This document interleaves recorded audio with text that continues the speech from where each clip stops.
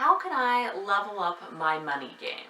Welcome, I'm Lana, and today I'm talking about how to live below your means. What does it look like to live below your means, and what are some strategies that we have used to make sure that we live below our means? On this channel, I make videos simplifying money and home. Sometimes that means I'm talking habits of frugal people, and sometimes I'm talking about the best dishware set and whether or not your toddler will be able to break it easily. If that sounds good to you, come and be a part of it by hitting that subscribe button and ringing that little bell so that you get notified when I upload a new video. And with that, let's get right into it.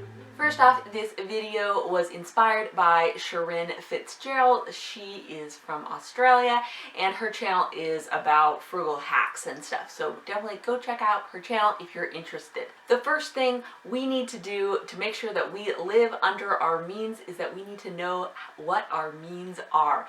How much money are we actually bringing in, and how much money do we actually have to spend? So don't just look at the gross number on your taxes and be like, oh, that's how much money we made, because a lot of that gets taken out for taxes. So that's not how much money you actually have to spend. So what is your net income? What is left over after your taxes are paid? This gets more complicated if you work for yourself and if you have a variable income. So knowing that number, what it would mean to spend less than you make, that is so important, and even more important if you are self-employed. So sit down, take the time, figure it out, and figure out what would be a number that would mean that we were always spending less than we make. So for us, it's a little bit of both. My husband has a W-2 job, and we also have some side hustles, and I am self-employed.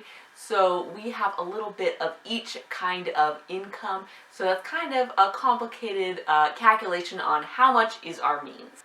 Next up is that we make sure that we have an emergency fund. We need a buffer between where we are and disaster.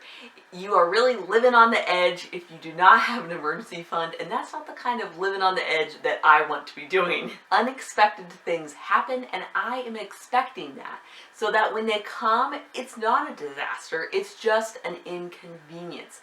It doesn't throw our whole money plan out the window. We just take the money out of emergency fund and keep on moving.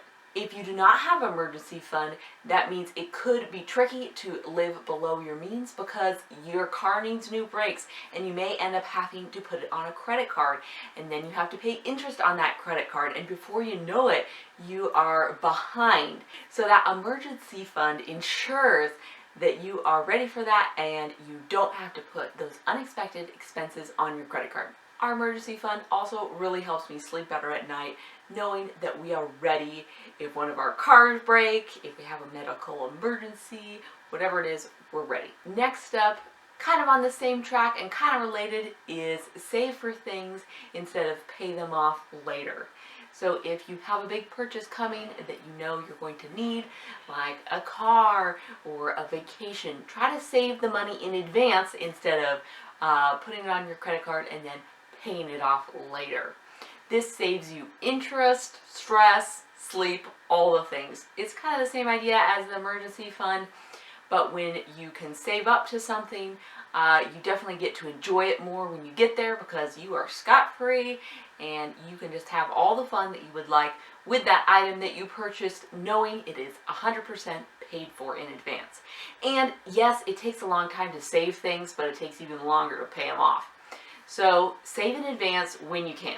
The next thing that really helps us live within our means is to plan for cheap fun. If you do not have any fun in your life and we're cutting out everything, we are going extreme, gazelle intense, whatever it is, and you've decided no fun, you are not going to want to stick with that plan for very long, which means you're going to quit and you're not going to get very far, and then you're going to be bummed out.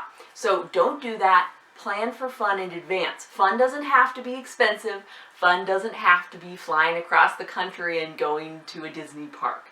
Fun could be something close, local, and inexpensive. But plan for that fun so that you don't feel deprived from your lack of fun because you're saving money.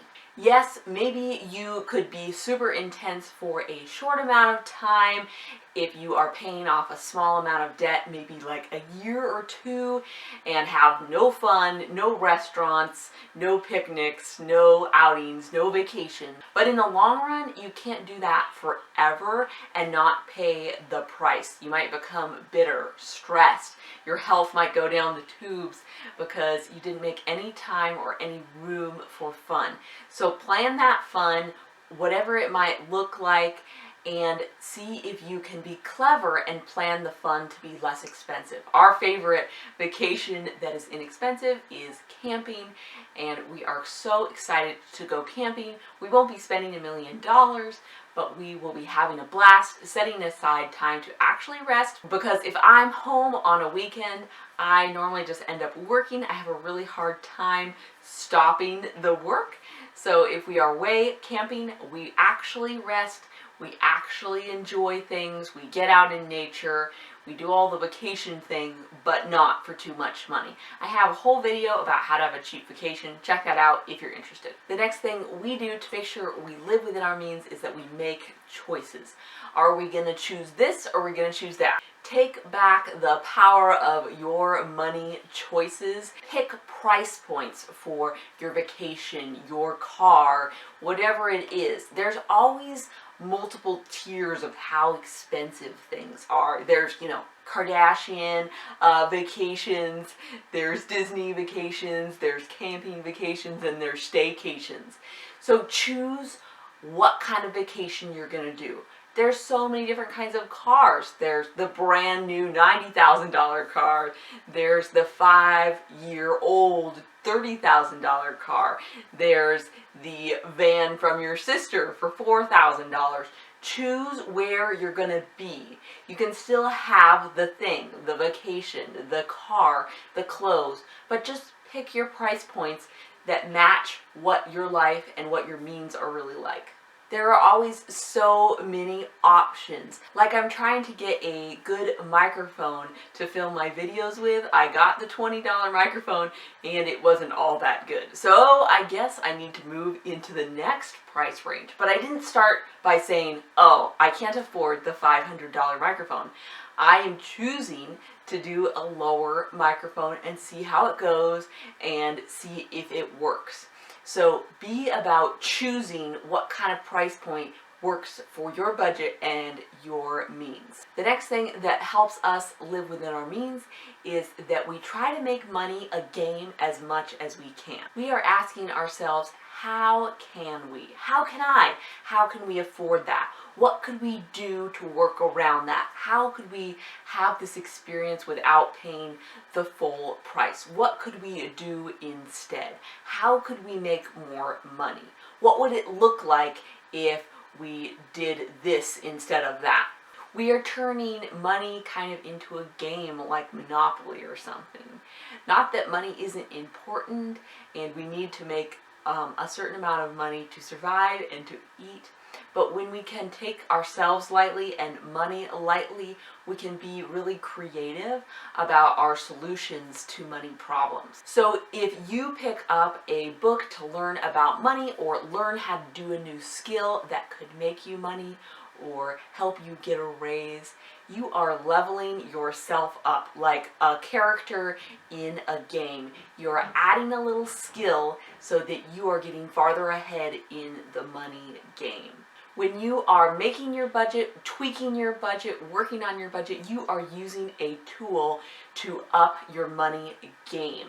So we are always trying to think, what can we do? What can we learn? How can we grow to up our money game? And the last thing that it's super good for me to realize as we work to live within our means is that magically having more money will not change our money skills. So whatever money skills we are learning now at this income level, we can utilize when our income goes up or we get more investments. We will use these skills. More money will not fix our problems. More money will not fix our money management problems. If we have more money, we just have more money management problems if we can't manage our money right now. So if your income suddenly jumps, it's not going to be easier to live within your means. If you do not have the practices and the discipline to live within your means now, it's not going to be easier to live within your means when you have a ton more money. You're still going to have to think about the same things and have the same sort of discipline and plan. Let us know in the comments, what are your hacks and strategies for making sure that you live below your means. Don't forget to like the video so that YouTube knows it's a good one. Also, don't forget to subscribe so that you don't miss out on the next upload. Thank you so much for watching. I really appreciate it. See you in the next one. Bye for now.